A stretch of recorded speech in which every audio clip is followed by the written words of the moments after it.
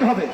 আজকে এই ভারতের সাথে স্বাধীনতা সার্বভৌমত্ব চুক্তির বিরুদ্ধে যুগপৎ আন্দোলনে থাকা গণতন্ত্রকামী দেশপ্রেমিক সকল রাজনৈতিক দলকে রাজপথে নেমে আগ্রাসনের বিরুদ্ধে আমরা প্রতিবাদ করার আহ্বান জানাই।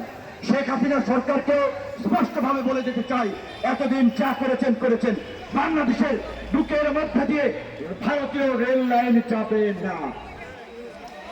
আজকে দুর্নীতি নিয়ে ব্যাপক আলোচনা হচ্ছে, মানে দুর্নীতি লুটপাটের একটা মহামারী চলছে, সংসদে আলোচনা হচ্ছে। এখন সংসদের আলোচনা শুনে আপনি কি বলবেন? গ্রামে বলে চাঞ্চরে কয় শুয়ে অবস্থিত হবে। সংগ্রামী সাথী বন্ধুগণ, আপনারা জানেন এখানে তরুণ সাংবাদিক বন্ধুরা রয়েছে।